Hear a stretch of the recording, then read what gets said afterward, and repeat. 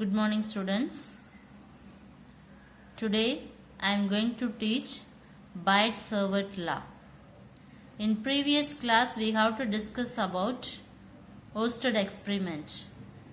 The Oersted experiment and the Oersted oda discovery la இந்த Biot-Savart lawங்கிறது ஒரு இம்பார்ட்டன்டான ஒரு டேர்ம். ஸோ இந்த Biot-Savart law யூஸ் பண்ணி தான் இனி வர ஒரு 2-3 டீட்டெயில் கொஸ்டின் இதை பேஸ் பண்ணி தான் நம்ம படிக்க போகிறோம். Okay, now all of you take the page number 154, Biot-Savart law. So what do you mean by Biot-Savart law? The magnetism lesson உடைய continuation. So Oersted one of the scientists, and another scientist name is Jean-Baptiste Biot and Felix Savart. So these two scientists combined to prove the experiment. So in 1819 la ஒரு quantitative experiments ஒன்று செய்கிறாங்க. யார் அப்படின்னா இந்த Felix சர்வர்ட்டும் gene Baptist பயாட்டும். அப்போ பயாட்டுங்கிறது ஒரு scientist name, சர்வர்ட் அப்படிங்கிறது வந்து ஒரு சயின்டிஸ்ட் நேம். ரெண்டு பேரும் சேர்ந்து இந்த கண்டுபிடிச்சதுனால தான் இதுக்கு வந்து Biot-Savart law அப்படிங்கிற ஒரு நேம் வந்து கிரியேட் ஆச்சு. ஸோ இதை பேஸ் பண்ணி தான் இந்த லா நம்ம படிக்க போகிறோம். So this is the important 3 mark question. So first you look at this diagram. Diagramல என்னென்ன terms வருது? V is the voltage, I is the current, dl is the length element, and r cap is the unit vector, and r is the distance, and dB is the magnetic induction, and P is the point. So இந்த terms தான் நமக்கு இந்த டயக்ராம்ஸில் வரக்கூடியது. அப்போ என்ன terms வருதோ அதெல்லாம் நம்ம ஃபர்ஸ்ட் எக்ஸ்பிளைன் பண்ணிடுவோம். So dB vector is the magnetic induction, dl vector is the length element, and r cap is the unit vector, and r is the distance, and I is the current. So what is the law? இந்த law வந்து நம்ம என்ன சொல்லணும் அப்படின்னா, first இதில் நம்ம எடுக்கக்கூடியது ஒரு point. இந்த பாயிண்ட்ல ஏதோ இது ஒரு conductor. Let us consider one conductor, and current will be flow through this conductor connected to the battery. This is the positive terminal, this is the negative terminal. இப்போ இந்த கண்டக்டர்ல ஃபுல்லாமே கரண்ட் ஃப்ளோ நடக்கும்போது இந்த பாயிண்ட்டை பொறுத்து மேக்னெட்டிக் ஃபீல்டோட கான்சன்ட்ரேஷன் எப்படி இருக்குங்கிறத நம்ம கண்டுபிடிக்க போகிறோம். We have to calculate. So first we have to consider one conductor. Current will be passed through this conductor, and this conductor is connected to the battery. This is the positive terminal, this is the negative terminal.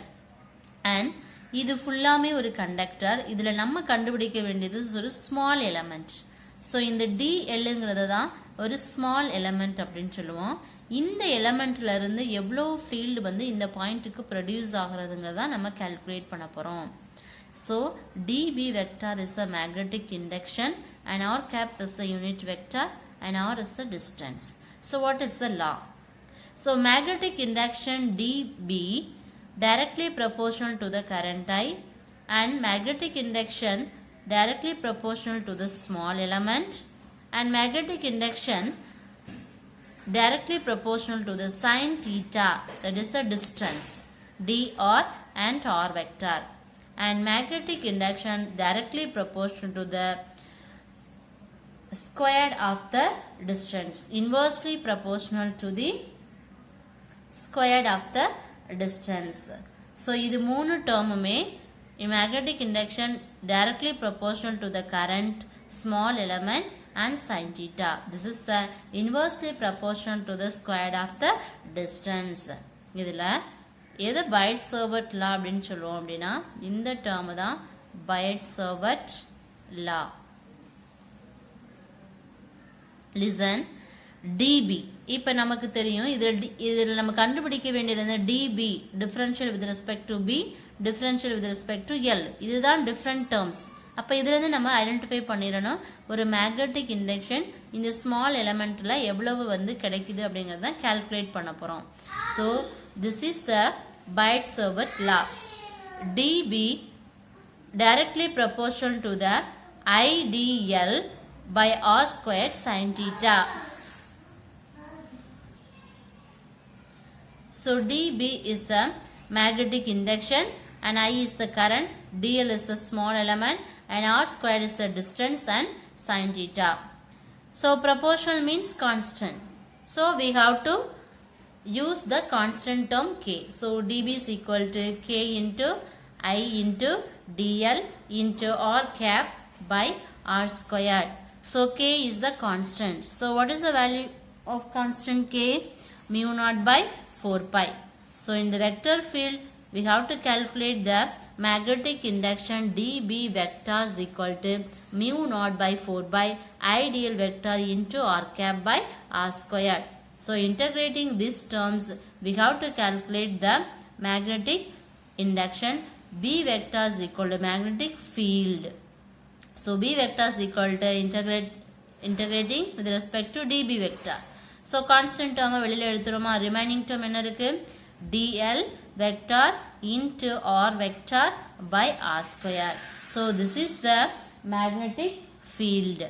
So Biot-Savart law இருந்து நம்ம என்ன கண்டுபிடிக்கிறோம் அப்படின்னா ஒரு magnetic field கண்டுபிடிக்கிறோம். இந்த magnetic fieldல பார்த்தோம் அப்படின்னா by using the right hand thumb rule.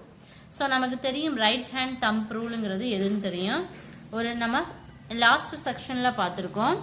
So இதுதான் right hand thumb rule. So இதில் பார்த்தோம் அப்படின்னா இந்த dB vector thumb வந்து direction of the magnetic induction and forefinger is the direction of the length and this is the direction of the current வந்து இது current flow நம்ம கண்டுபிடிக்கிறது வந்து இது thumb. Then next so இதில் நம்ம define பண்ணும்போது இது நம்ம என்ன சொல்றோம் அப்படின்னா length. The forefinger is the length of the element and other fingers is direction of the magnetic field. This is the right hand thumb rule. Same rule we have to use this Biot-Savart law. So அதனால தான் we have to calculate dB vector I with respect to dl vector and r cap is the unit vector. இந்த terms எல்லாமே நம்ம எதுல use பண்ணுவோம் அப்படின்னா Biot-Savart lawல use பண்ணுவோம். And there are two cases. The first case when the angle theta is equal to 0 வா இருந்துச்சு அப்படின்னா magnetic induction is 0 வா இருந்துச்சு அப்படின்னா point P வந்து எதை பொறுத்து அமைக்கும் அப்படின்னா the point P on the conductor lies. அந்த P pointலே வந்து என்ன செய்யும் அப்படின்னா இதோட magnetic field வந்து அமையும். At the same time when the angle theta is equal to 90 degree means the magnetic induction will be maximum. But if the point P lies on perpendicular to the conductor, these two pointers very important terms. So this is the Biot-Savart law. So Biot-Savart law, first we have to draw this diagram. The diagram la என்னென்ன element இருக்குங்கிறத நம்ம define பண்ணிடுவோம். Next அதனுடைய definition க்கு அப்புறம் equation க்கு அப்புறம் அதனுடைய vector equation, next with integrating equation.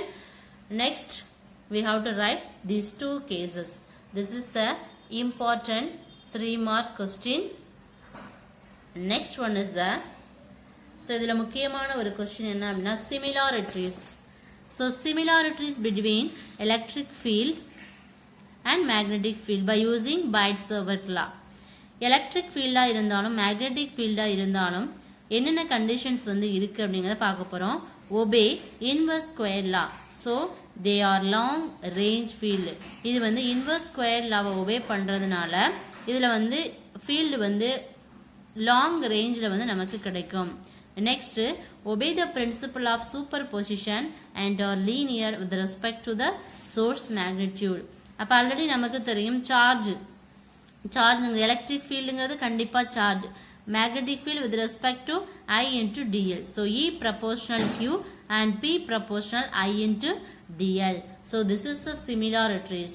And other important question is difference between the electric field and the magnetic field. Electric field இருந்துச்சுன்னா it is produced by the scalar source. This is the vector source. இதுல electric field only charge depending on charge. This is magnetic field is current element and it is directed along the position vector joining the source and the point at which the field is calculated. இது என்ன பண்ணலாம், magnetic field calculate பண்ணலாம். அதே மாதிரி இங்க position vector r vector and the current element I into dl.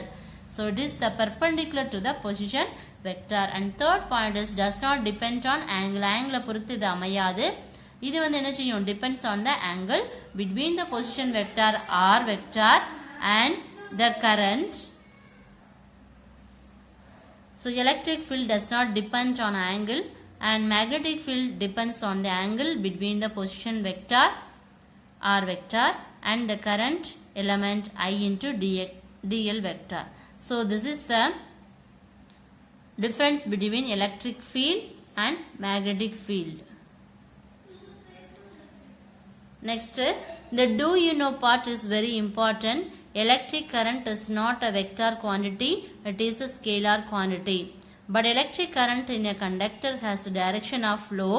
Therefore, electric current flowing through the small element conductor. இது வந்து ஒரு vector quantity. இது வந்து என்ன கிடையாது, it is not a vector quantity but scalar quantity. electric current வந்து ஒரு கண்டக்டர்ல pass பண்ணோம்னா கண்டிப்பா current elementum small elementum நமக்கு ரொம்ப முக்கியம். The do you know part is very important. So is it clear? Yes. Similarities, what difference between electric field and the magnetic field கேட்பாங்க. இது important 2 mark question. And what are the similarities between electric field and magnetic field? That means electric field na Coulomb's law, magnetic field na Biot-Savart law. Relation with the Coulomb's law, difference between Coulomb's law and Biot-Savart law கேட்டாலும் இது answer. Similarities between electric field and magnetic field கேட்டாலும் the same answer. Okay. So Biot-Savart law is the important 3 mark question. First you have to draw the diagram, next definition, next equations, next vector notation and integrating with equation, next 2 cases, next difference between similarities என்ன அதனுடைய difference என்ன. Is it clear? Yes. Important 3 mark question. Similarities is the 2 mark question and difference is the 2 mark question. Next important topic, this is the important 5 mark question. Biot-Savart law நம்ம பார்த்தோம்ல, அந்த Biot-Savart law-வை use பண்ணி ரெண்டு detail பார்க்க போறோம். The first detail is magnetic field due to long straight conductor carrying current. This is the important 5 mark question. Magnetic field is denoted by the letter is B and this long straight conductor using Biot-Savart law. Biot-Savart law நமக்கு தெரியும். mu naught 4 pi IDL by r squared into sin theta n cap. இந்த terms use பண்ணி தான் நம்ம என்ன செய்ய போறோம் அப்படின்னா இந்த questions நம்ம படிக்க போறோம். First, let M and N be the infinitely long straight conductor. So M and N be the long straight conductor. Current will be current I through this conductor. M என்னங்கிறது ஒரு straight conductor. இதுல current pass பண்றோம். அப்ப இந்த conductor ஃபுல்லாமே current இருக்கு. இப்ப இந்த current வந்து என்ன செய்யுது, இந்த currentோட concentration இந்த பாயிண்ட் P ல வந்து எப்படி இருக்கு அப்படிங்கறத தான் நம்ம magnetic field calculate பண்ண போறோம். அப்ப இங்க current வந்து இங்க இருந்து வரக்கூடிய magnetic field Pங்கிற பாயிண்ட்க்கு வரும்போது என்ன பண்ண போறோம் அப்படின்னா இதுல நம்ம கால்குலேட் பண்ணக்கூடியது ஒரு ஸ்மால் எலிமெண்ட். அதாவது இது ஒரு பெரிய கண்டக்டர். இந்த பெரிய கண்டக்டர்ல இதுதான் என்ன அப்படின்னா ஸ்மால் எலிமெண்ட். இந்த ஸ்மால் எலிமெண்ட்டை தான் நம்ம என்ன டிஃபைன் பண்ணியிருக்கோம், ஏன் டிஃபைன் பண்ணியிருக்கோம். So M and N be the straight conductor and I be the current. Current is passed through this conductor and O is the midpoint and O and P is considered as the distance is A. Small element is dl. இந்த term தான் dl. இதை எப்படி represent பண்ணியிருக்கோம் அப்படின்னா ஏங்கிற டேர்ம்ல. அப்ப இதோட டேர்ம்ல இருந்து வரக்கூடியது தான் Pங்கிற பாயிண்ட்டுக்கு ஜாயின். அப்ப A and B consider as the R vector. அப்ப இந்த ஆங்கிள் இதோட ஆங்கிள் தீட்டா. நெக்ஸ்ட் இதோட ஆங்கிள் இந்த ஃபுல் ஆங்கிள் எவ்வளவு அப்படின்னா 180 டிகிரி. அண்ட் இந்த ஆங்கிள் எது அப்படின்னா இந்த ஆங்கிள் So இதுக்குள்ள angle தான் எது அப்படின்னா 180 minus theta. So Mn be the conductor, I is the current, and this is a small element, and A and B is considered R vector, and O and P is at a distance is A, and this is the total length, and this is a small element. So this angle is considered theta, and this is 180. இந்த ஃபுல்லா சேர்த்து தான் 180. இந்த angle theta. அப்ப இதோட angle நம்ம என்ன செய்வோம் 180 minus theta. Is it clear? So இது வந்து pi 1 and pi 2. Pi 1 is equal to 0 degree and pi 2 is the 180 degree. So இதுதான் diagram ஓட explanation. Next என்ன பண்ண போறோம் அப்படின்னா by Biot-Savart law. Biot-Savart law நமக்கு தெரியும் dB vector is equal to mu naught by 4 pi I dl by r squared sin theta n cap. This is the first equation. First we have to take the triangle PAO. PAO. In the triangle எடுக்கிறோம். So we have to calculate sin 180 minus theta. Sin theta என்னது opposite by hypotenuse. Opposite என்னது A. By hypotenuse sin 180 minus theta. இப்போ sin 180 minus theta means என்ன செய்வோம் இப்போ a by sin theta அப்படின்னு வெளில எடுத்துருவோமா அப்போ a into 1 by sin theta அப்போ r is equal to அப்போ 1 by sin thetaங்கிறது என்னது cosecant theta so r is equal to a cosecant theta. This is the equation number 2. Next we have to take this triangle PAO.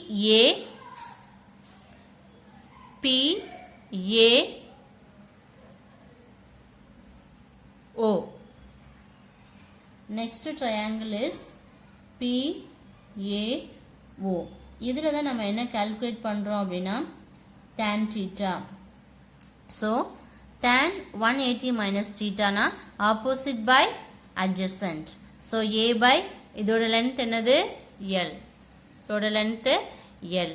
So A by L. இப்போ Lங்கிறது என்ன அப்படின்னா A by 180 minus theta. அப்ப a minus a எடுத்துருவோம் 1 by tanங்கிறது என்னது cot theta. So L is equal to minus a cot theta. இது equation number 3. So நம்ம maxல படிச்சிருக்கோம் first quadrant, fourth quadrant, third quadrant, fifth quadrant. So first quadrantல என்னது எல்லாமே பாசிட்டிவா இருக்கும். இப்ப 90 minus theta ன்னு கன்சிடர் பண்ணுவோம். fifth quadrantல என்ன பண்ணுவோம் sin ஓட reciprocal cosecant அப்ப sin cosecant மட்டும் பிளஸ் இப்ப இத நம்ம வந்து 90 plus theta 180 minus theta ன்னு சொல்லுவோம். then third quadrantல tan ஓட reciprocal தான் cot theta அப்ப இத வந்து இந்த வேல்யூ மட்டும் தான் பிளஸ் இதுல sin cosecant மட்டும் தான் பிளஸ் first quadrantல எல்லாமே பாசிட்டிவ் அப்ப cos theta எப்படி எழுதுவோம் 270 minus theta. fourth quadrantல cos ஓட reciprocal secant அப்ப அதுல எப்படி எழுதுவோம் 270 plus theta 360 minus theta. So இத தான் நம்ம இங்க simplify பண்றோம். First Biot-Savart law, first triangle PAO triangle எடுத்து sin ஓட வேல்யூ கால்குலேட் பண்றோம். அடுத்து the same triangle. அடுத்த triangle என்ன பண்றோம் அப்படினா tan 180 minus theta. இதில இருந்து நம்ம என்ன கண்டுபிடிக்கிறோம் L கண்டுபிடிக்கிறோம். Next differentiate on both side. என்ன பண்றோம் differentiate பண்றோம். எதை differentiate பண்ணோம்னா dl by d theta is equal to L நம்ம differentiate பண்ணோம்னா dl differentiate with respect to t theta இப்ப tl by t theta equal to minus a into minus cotany into differentiate பண்ணனா cosecant so cosecant square theta அப்ப என்ன வரும் a cosecant square theta so dl is equal to a cosecant square theta into d theta. This is the equation number 4. So first diagram க்கு அப்புறம் நமக்கு மேக்ஸ்ல நம்ம படிச்சிருக்கோம் quadrant படிச்சிருக்கோம் அத தான் நான் உங்களுக்கு சிம்பிளிஃபை பண்ணி போட்டுருக்கேன். Next Biot-Savart law first triangle ல இருந்து r ஓட வேல்யூ கண்டுபிடிப்போம். நெக்ஸ்ட் triangle ல இருந்து l ஓட வேல்யூ கண்டுபிடிக்கிறோம். அப்புறம் l ஓட வேல்யூவை டிஃபரன்ஷியேட் பண்ணி இந்த ஸ்மால் எலிமெண்ட் dl ல கால்குலேட் பண்றோம். நெக்ஸ்ட் ஃபர்ஸ்ட் ஈக்குவேஷன் எடுத்துக்கிறோம். எடுத்துட்டு dB vector is equal to mu naught I by 4 pi. So இதுல நம்ம ஈக்குவேஷன் என்னது I into dl by r square. dl vector நம்ம கண்டுபிடிச்சிருக்கோமா? இதற்கு dl is equal to a cosecant square theta. இப்ப a cosecant square theta எழுதியாச்சு. divided by r square. அப்ப rங்கிறது என்னது? a cosecant theta. இப்ப என்ன வரும்? a square cosecant square theta. அப்ப cosecant square get cancelled. Remaining term mu naught I by I sin theta t theta n cap by 4 pi a. Next, we have to calculate the total magnetic field. As usual, you have to write B vector is equal to integrate with respect to dB. அப்ப constant term வெளியில எடுத்துட்டு remaining term integrate பண்ணுவோம். So இதுல pi 1 pi 2ங்கிறது நம்ம டயகிராம்ல எழுதியிருந்தோம் இல்லையா? pi 1ங்கிறது இங்க வரும்போது magnetic field கம்மியாகும், இங்க வரும்போது அது வந்து 180 degree இந்த angle. அப்ப இங்க வரும்போது 0, அதனால pi 1 ஓட வேல்யூ 0, pi 2 ஓட value 180. So we have to substitute the integrate upper limit lower limit. So pi 1 pi 2. இப்ப b vector db ஐ integrate பண்ணோம்னா என்ன வரும்? b and mu naught constant வெளியில எடுத்துறோம். remaining term sin வந்து integrate பண்ணா cos theta. next substitute the upper limit lower limit pi 1 pi 2. pi 1 pi 2 ஓட value நமக்கு தெரியும் இல்லையா? so pi 2 ஓட வேல்யூவை substitute பண்ணனும். constant term எடுத்துறோம், remaining term எழுதுவோம். இதுல cos pi 1 ஓட வேல்யூ 0, pi 2 ஓட value 180 degree. so substitute the equation. cos 0 னா வேல்யூ என்னது? 1. cos 180 degree னா -1. அப்ப 1 minus 1 என்ன வரும்? 2. அப்ப 2வும் இது 4ல கேன்சல் ஆயிருமா? அப்ப remaining term இங்க ஒரு 2 இருக்கு இல்லையா? so b vector is equal to mu naught I n cap by 4 pi a. so b vector is equal to mu naught I by 2 pi a n cap. so this is the important 5 mark question. Magnetic field due to the long straight conductor. First you have to draw this diagram. Next you have to write the Biot-Savart law. Next first you have to take this triangle. We have to calculate r value. Then next we have to take another triangle. We have to calculate the L value. Then next differential with respect to this values. Next substitute the terms. Next we have to calculate the magnetic field. We are get the answer is P vector is equal to mu naught I by 4 pi a into n cap. So this is the important 5 mark question. நான் miss எப்படி கொடுத்திருக்கணும் இதே ஃபார்மேட்ல நீங்க இந்த 5 மார்க்க present பண்ணா போதும். It is enough. Okay, is it okay? Yes. So இந்த Biot-Savart law use பண்ணி first question பார்த்தாச்சு. magnetic field due to the long straight conductor பார்த்தாச்சு. next இதே Biot-Savart law யூஸ் பண்ணி next ஒரு important ஆன டீடைல் பார்க்க போறோம். என்ன அப்படினா magnetic field produced along the axis of the current carrying circular coil. the same question தான். அதுல straight conductor எடுத்தோம். இதுல என்ன பண்றோம்? ஒரு circular coil எடுக்கிறோம். so already நமக்கு direction தெரியும். x y zங்கிற direction I cap j cap z cap சொல்லுவோம் இல்லையா? the same direction. so next let us consider circular carrying loop. this is the circular loop and the radius is r and I be the current flowing through this wire in the direction of the conductor. so let us consider the one circular loop of the radius is r, I be the current and the current is flow through this wire. so magnetic field at the point is P. so O is the midpoint.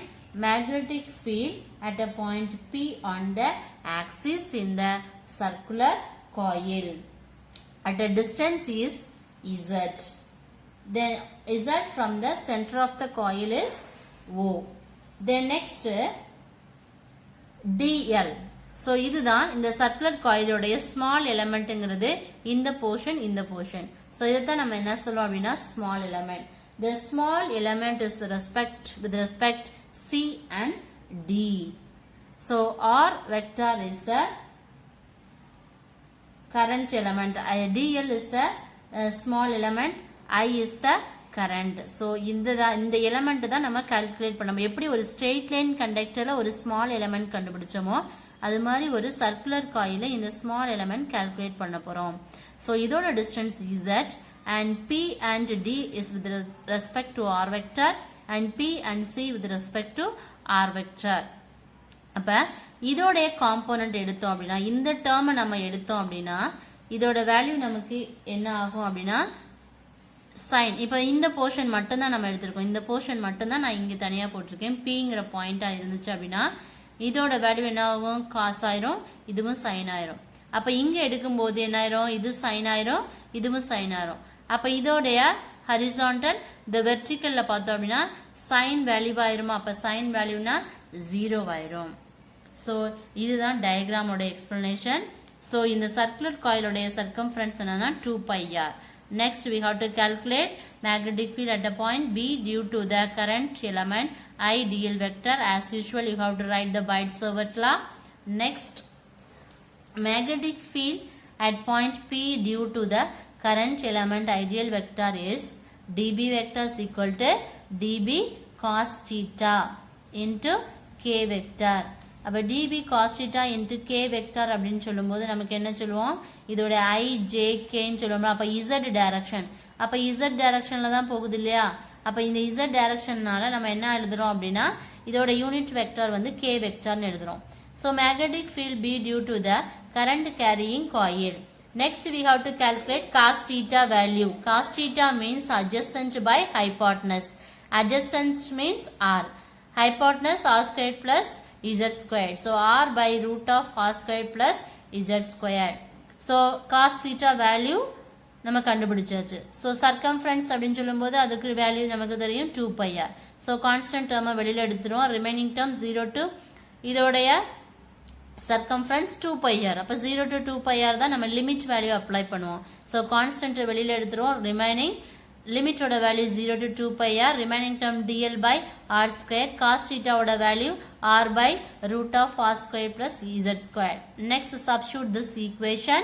So substitute பண்ணும்போது remaining term நமக்கு என்ன கிடைக்கும் mu naught by I into r by இது வந்து dl ஓட value. இப்போ dl ஓட value நமக்கு என்ன தெரியும் dl by r squared. r ஓட வேல்யூ நமக்கு தெரியும் இல்லையா so r squared plus z squared. So square root வெளியில எடுத்தோம்னா என்ன வரும் whole power half னு வருமா அப்ப r squared plus z squared into என்ன வரும் l l தான் நம்ம டிஃபரன்ஷியேட் பண்றோம். அப்ப l into 0 to 2 pi r.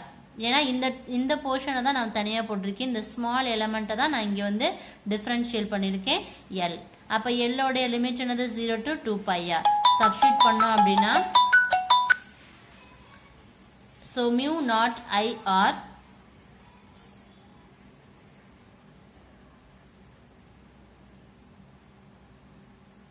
mu naught I r remaining terms எழுதிடுவோம். so 0 to 2 pi r na into 2 pi r. next substitute பண்ணும்போது 2 pi r squared by 4 pi na 2 2 get cancel. remaining term b is equal to mu naught I r squared by 2 into r squared plus z squared whole power 3 by 2. so this is the important 5 mark question. So magnetic field produced along the axis of the current carrying coil. This is the important 5 mark question. Is it clear? Yes. So first long straight current conductor பார்த்தோம். இது வந்து circular coil current conductor. And today class is over. Today your homework is this is the infinite long straight conductor. First long straight conductor பார்த்தோம்ல அது ஒரு 5 mark question. Circular coil ஒரு 5 mark question. Then state and explain Biot-Savart law, difference between electric field and magnetic field. Dear students, please study well. Remaining portion we will see next class. Thank you students. Thank you.